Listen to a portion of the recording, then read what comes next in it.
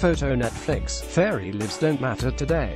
So says Officer Ward Will Smith before brutally beating a tiny flying humanoid on his front lawn while his gangster neighbors watch with amusement. Its body lies crumpled on the grass, and despite the gratuitous CGI of it all, it's kind of an upsetting sight. The setting is present-day Los Angeles, in an alternate reality where fantastical creatures live alongside humans, and dragons stalk the skies of Silver Lake. And it turns out to be true, fairy lives don't actually matter all that much in Bright, despite the film's breathless, constant reminders that the races aren't equal in LA.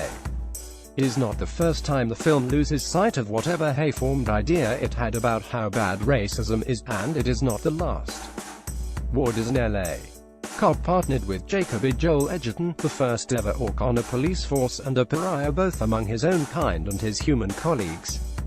What starts as a kind of prosthetic-infused lethal weapon redux quickly takes a turn for the woo when the two cops get mixed up in an 11 Illuminati's scheme to summon a Dark Lord, and eventually come into the possession of a magic wand, which can only be wielded by a magic adept, Bright. They team up with a trembling, non-verbal and extremely powerful elf girl and try to keep the wand from getting into the wrong hands.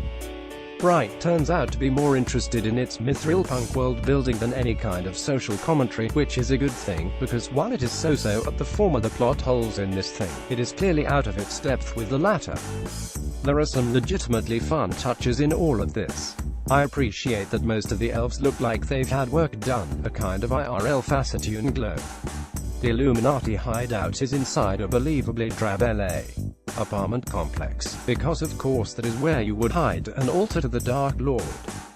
But by setting his story within the LAPD, Landis and Air borrow the seriousness of that institution's checkered history to tell an otherwise inconsequential orcs robber's yarn.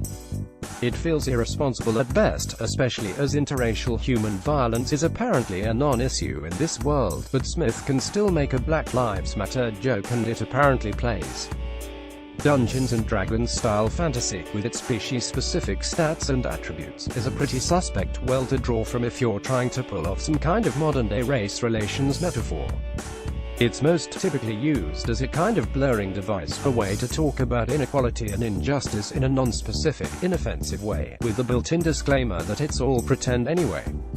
Think of any Star Trek episode where the Enterprise encounters a planet embroiled in an interspecies conflict.